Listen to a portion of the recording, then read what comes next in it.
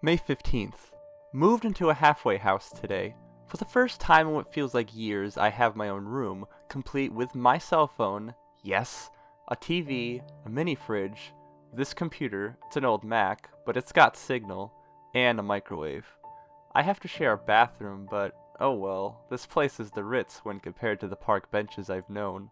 The town itself, Wilmington Beach, is pretty evened out, having sober communities all over the place.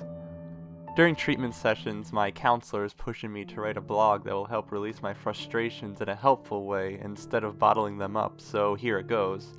My name is Wes, and I am a 23-year-old alcoholic, and have been known to abuse cocaine. I used to work as a PA for various projects on the East Coast production train. After being shunned by my mother, my girlfriend, coworkers, and surrounding family, I was forced into rehab where I got clean, and honestly, it kinda sucks. No more glory days, no more all or nothing with the fraternity brothers, no more fun at the bar, if they'd ever let me back in. Strangely, however, I really feel like I'm clear-headed and can see the world a little bit more than I used to. This halfway house is deluxe when compared to most joints, allowing us loads of freedom as long as we pay our way and submit to weekly drug tests.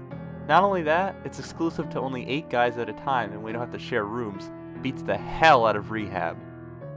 May 21st. Finally found a job at a Mexican grill here in town.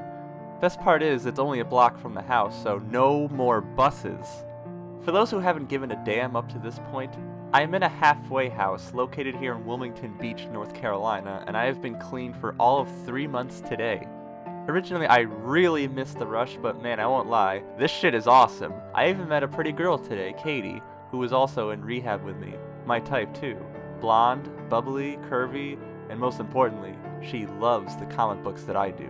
Nothing beats a common interest. We're meeting at a Java bar tonight after I get off of work and exchanging some books before we head off to wherever it is we decide, as long as I'm back by curfew. May 25th. Not much going on lately. I've been pretty busy with work, AA meetings, NA meetings, and Katie time at Javaholics. The biggest news to report is that the town is seemingly getting quieter each day even though it's the summertime and beach fair should be bustling. Hell, it was even a slow day today at La Cocina, which I really fail to understand seeing as it's the only Mexican grill in town that has a sanitation grade above a 95. Going to walk Katie home after Javaholics and we'll see if it livens up. May 28th. Weird thing happened this weekend. Somewhere in Florida over the weekend, a man abusing bath salts attacked and viciously chewed off the face of a homeless man. The guy was exhibiting signs of superhuman strength, and if you know anything about drugs, it's that anything is possible. But bath salts? Really? I always thought that was a meth thing. Drugs is drugs though, no doubt about that. At the NA meeting tonight, we discussed the possibility that the drugs were explicitly tampered with and something else got into his system that induced the super strength. A theory the older cats tried to dismiss as silly. Katie's kinda scared about it though, since we live in a community that is not only half sober, but is almost more than half abusing. I told her I'd protect her, of course. May 29th. Official Freakout Day. Whatever the hell is going around that is making addicts super freaky cannibals made its appearance here tonight. Across from Javaholics is an actual bar that is usually swarmed with the darker crowds of Wilmington, a day and night contrast to our humble establishment.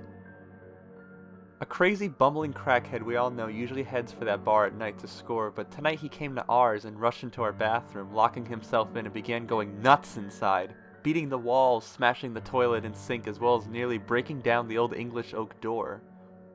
The owner evacuated the building and we watched as the police came in and escorted him outside to a cruiser. He was covered in oily black filth, vomit, and waste, and what we all thought was blood. The worst case of mania I think any of us have ever seen. Damn shame too, that guy was actually kinda nice. One of my housemates, Perry, was talking with our house monitor, Chaz, tonight about the whole thing, and Chaz, being a paranoid kind of guy, called in someone else to take his shift. I'm worried he's relapsing. May 30th. Today was one for the books. So much crap happened today, and I seriously feel like sneaking out tonight to find a Happy Meal to curb my anger. I must not, though. I owe it to myself not to. Here's a list of bullshit that has bombarded me today. 5 of the guys in the house were discharged, 3 for relapsing, and the other 2 just wanting to leave town fearing the influence, a trend that is highly uncommon here in this facility. Another trend that follows up on this is that usually people are lined up out in front of the door to get into this joint, but only one was admitted. My new best friend and fellow comic book enthusiast Mario. Only Mario, Perry, myself, and another regular named Matt remain. The meetings were called off for the day, letting everyone recover from the incident at Javaholics. We were instead directed. Since last night, 3 more incidents have broken out across Wilmington. One in particular, sadly, was Chester Chaz Boyle, our former house mentor. Unlike the other 2, however, he disappeared. Who I thought was my ex-girlfriend Emily showed up today. She was concerned as my mother was apparently, both of them wishing for me to come home. I was like, bitch, are you serious? No phone calls, no letters, no nothing for months? And now you give a shit? Fuck off! I doubt the urge to use will ever be as strong as it is right now because of them. She and my mom are staying at the Hilton of Front Street, and I doubt they're leaving until they convince me to. One of the last mentors remaining has been talking to me about it and says he wouldn't blame me for getting the hell out because he feels like things are only going to get worse. I told him I wouldn't because for the first time in my life, I feel like I actually have a home. Perry, Mario, Matt, and myself hung out in my room tonight and talked things over. Matt's rehab lover Jessica snuck in as usual, but unusually, the gravity around here is rather lax, seeing as how the mentors apparently aren't paying attention to the cameras in the house. No women rules, blah blah blah. Matt and Jessica have decided to leave together this weekend and invited me and Katie to come as well. I respectfully declined, though I truly do miss Katie and haven't heard from her all day. Jessica made an effort to comfort me, telling me that she is at the house in bed missing me too. All I can say now is, when shit starts hitting the fan, it's funny how real it looks when you're clean and sober. May 31st, 2:30 a.m. I sit here awake, unable to get back to sleep knowing just how wrong things are right now. We all woke up to the sounds of a fight in the office next door. Mario and Matt came out of their rooms, running out to see what was happening. When they approached the building, all they could see was tonight's mentor Billy fighting with Chaz, who was out of his mind and incoherent. Matt managed to knock him unconscious with a toolbox before he was able to choke out Billy. The paramedics showed up and took off with him before Billy suddenly up and left himself, leaving us here all alone. He didn't even bother calling anyone else to take over, he just left. The rest of us have been sitting in our rooms, wondering just what in the fuck to do now. Perry is gone now too, having been picked up by an old drug dealer friend of his in sheer desperation of moving on somewhere. Mario is in his room calling a friend of his, which worries me because he says he's getting a gun from him. Matt has called Jessica, who told him that their house mother has closed the building and is sending the girls in their vans and cars to the bus station. She was able to slip out and Katie is coming with her here now, making this whole situation even harder to understand. While Matt is packing the last of his things, I'm sitting here watching more reports of this craziness and trying to reel myself back before I blow up. Whenever they finally get here, I'll talk with Katie about what to do next. Until then, I'm venturing back to the office and I'm going to try calling someone, and then my mom and Emily. Hopefully they've left town already, if not, I'll have even bigger problems. 3:45 a.m. Back from the office, it's a fucking mess in here. The phone was destroyed in the struggle, so I assumed that Billy was going to walk somewhere to get help. I can't help but wonder why he didn't just use a cell phone. Jessica and Katie showed up finally, as did Mario's friend, who I really did not like. This jackass, Daniel, is the kind of scum people in rehab call a critical enabler. He sold Mario not 1, not 2, but 3 guns. 3 fucking guns in an out-of-control halfway house. I'm sure they're also using, as they've yet to come back out of his room.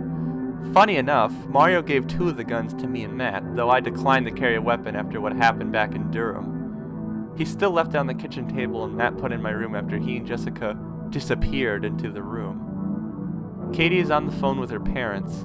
I feel I should call Emily and my mother, but I cannot bring myself to make them worry about me any more than they already have, for I am now worried myself. The news is talking now about a local beach fire being attacked by a group of crazed addicts. I was able to talk the others into remaining here for the night, so that tomorrow and the day we can assess things outside better. Jessica's car is packed with their things, and Katie's, who are all still trying to talk me into going.